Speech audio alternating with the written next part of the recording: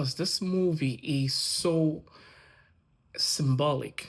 It's so symbolic. It has so many vital details in it, so many good things, so many good stuff, educational stuff, impactful stuff, especially in our cultural society. Very impactful. It's wrapped in a blood soaked silk of Southern Gothic horror, and it's reimagined through the supernatural lens. First, the movie was set in 1932, Clarksdale, Mississippi, and it adapts and transforms real historic trauma into an allegory of black artistry ownership, inspired by Southern folklore and the infamous "selling your soul to the devil at the crossroad" myths. The film reclaims the legend not as a cautionary tale but as an indictment of how black music was trained, devalued, and rebranded. Michael B. Jordan plays Smoke and Stack, twin World War One veterans, one seduced by fame and the other grounded in legacy. Together, they open a juke joint, not knowing that the devil isn't in the backwoods, it's in the audience, in the system, and in the contract ink that they sign. They cleverly substitute literal vampires for cultural ones. So, for example, when I was going into to see this movie, I was thinking of regular vampire movies because I've seen the trailer, and this is one of the things I was saying. If you haven't seen the movie yet, you could see the trailer and then go see the movie and have some expectations and then have open your mind to some mind-bending genre, from thriller to horror to comedic and to just black cultural movie. You have to go and watch this movie with an open mind, nothing more, nothing less. So it's not like the regular vampire movies like Blade, Underworld, Daybreaker. It's not like those regular vampire movies. This is different. These are like culturalistic vampires. Vampires who just want to blend culture, who just want to unite and share memory and understand why you are doing what you're doing, why you are who you are. That's the mystical thing about this movie. And like I said, it's a very symbolic movie. What the movie explores isn't just a fantasy.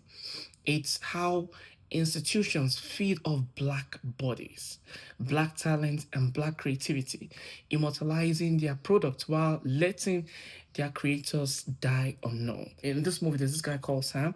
He wanted to take a bite of him and just share his memory and understand why he was able to create that kind of music that he was creating in the movie. Stack's refusal to become immortal by giving up his roots is a direct challenge to assimilation and silence. Kugler crafts Sinner as a narrative of duality, of brothers, of survivor, of the living and the undead, whereby they all kind of like came together and they're intertwined. And even though the movie starts from them just coming back from World War One and trying to establish their business and create this juke joint and have everyone just come perform, everything sort of happened in one place, but there's so many symbolic things. Like even just from the conversation from the door, the vampires wouldn't just go into the building, they wanted to be invited. They didn't just want, even though they had like of course they're vampires, so they could just crash and move and fight their way into the building, but they wanted to be invited into the building. So it's not just like the standard genre flick. It's a narrative of duality, and as the juke joint gains popularity, realize the cost of success may be their very soul. Okay, the cost of success, because even at the very beginning of the movie, that's what when we saw Sam and his dad is the preacher. They call Sam the preacher boy in the movie. His dad was telling him something like, if you keep dancing with the devil, someday the devil will follow you home. That's the whole theme of the movie that was just established right there at the very beginning. It's a very powerful thing, and it's also artistically crafted into the mind of the viewer, and you just experience this beauty, this beauty of artistry just being unraveled right in front of you. It's a tremendous work. Another thing a lot of people will say is it's almost like a homage to the From Dusk Till Dawn. That was what I was thinking when I was watching the movie. However, it's slightly different. And keep in mind, an adaptation is not a crime, especially in the arts world or in filmmaking world. So if Ryan Coogler is paying a homage to Quentin Tarantino, then big ups to him. Even Quentin Tarantino has said something like he ripped off an entire 20-minute scene of a movie. It was an interview I saw a while ago, and it's just a way of respecting someone's art. And he told the director whom he ripped off, like, I actually took 20 minutes of your movie. So it's paying an homage to From Dusk Till Dawn, which is a possibility. But regardless, it's two different things. Okay, there's no World War One referencing From Dusk Till Dawn, and there is no, there wasn't like this intense submersive cultural representation in From Dusk Till Dawn. So it's connected, but it's also like two different ideology that's like, came to fulfill both of their artistic goals in their own various way. The mystery unfolds slowly, almost hypnotically, mirroring the rhythm of the blues, but beneath the surface lies a tight structure. Act 1 introduces myth, Act 2 flirts with damnation, and Act 3 confronts the eternal question, what's the price of your story being told? The composer of the music, Ludwig Göransson, weaves gospel, delta blues, and field holders into a hunting score, using period accurate instruments and sampling real juke joint recording.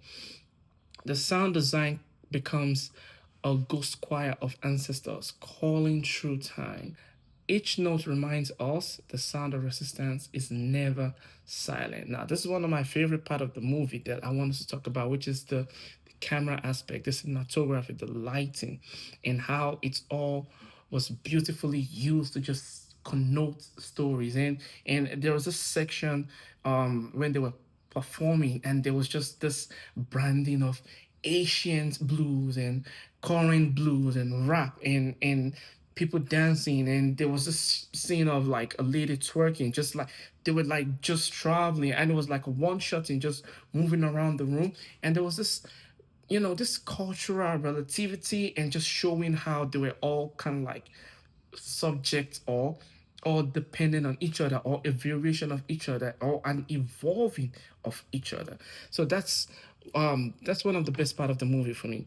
The movie was shot on a 35 by cinematographer Autumn Durald. The deep shadows, candlelight performance, and crimson soap would give it a painterly richness. The camera lingers like a ghost hovering, watching and never intervening. That's how the camera is just moving around. Symbolism is layered throughout. Mirrors show the fractured identity of the twins.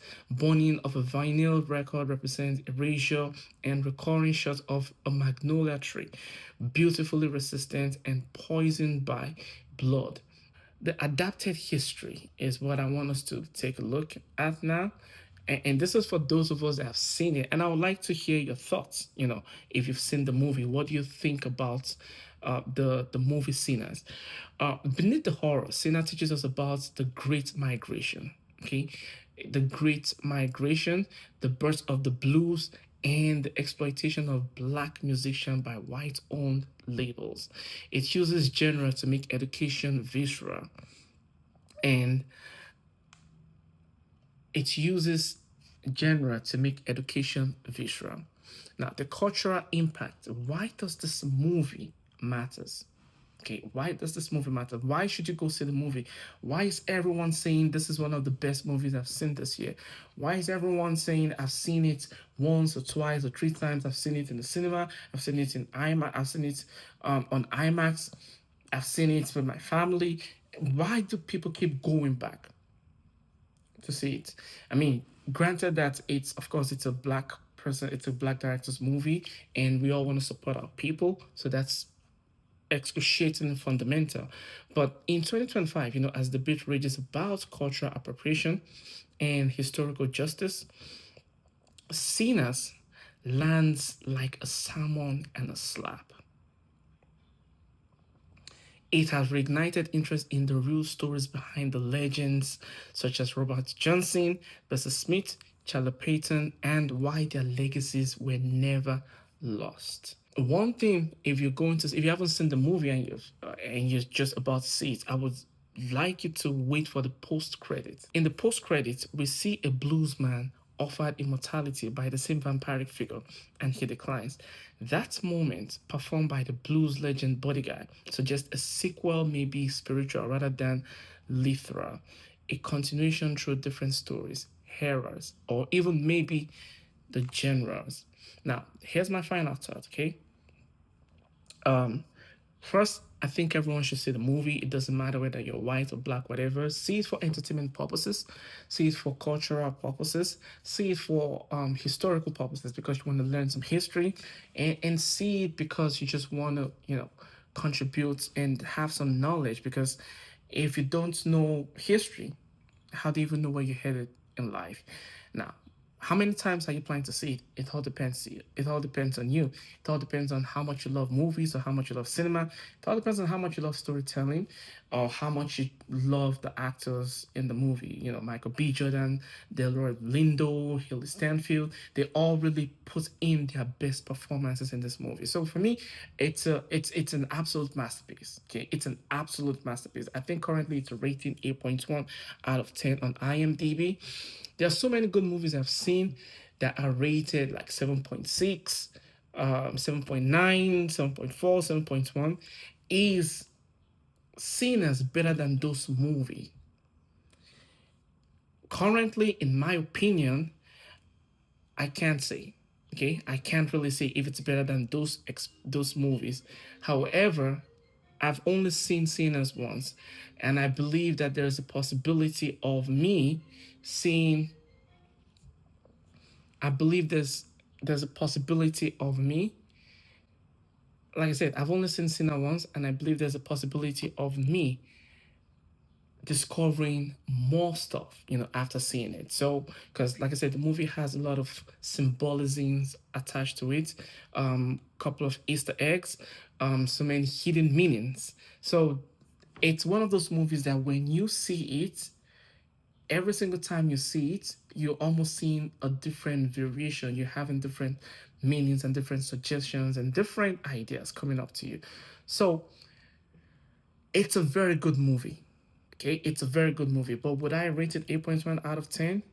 Not necessarily, because even like the ratings that you see, they happen over time. So currently, I would give it a 7.4 out of 10, which is not bad. But when I see it over and over again, that's my change. That might change to an 8.1, that might change to 8.5, that might change even to a 10, or that might even bring it down. I don't know. But currently, I would personally rate it a 7.5 out of 10. And like I said, when you're going to see it, make sure you keep an open mind and feel free to share your thoughts if you are if you've seen it or if you are preparing your mind to go see it. Feel free to share your thoughts on the movie and let me know exactly what you think, and I will see you guys in my next video. Finally, if you've seen the movie Sinners, I'd like you to drop your thoughts in the comments. What moved you in the movie? Okay, what's the thing that haunted you the most in the movie? What's the thing that you saw in the movie that you think you will never forget and it's going to stay with you forever? And if you haven't, feel free to step into the juke joint. The music is waiting for you, and I promise you, you would love the movie, regardless of your race, ethnicity, whatever you believe in. It's an absolute masterpiece, and it's a fun movie to watch.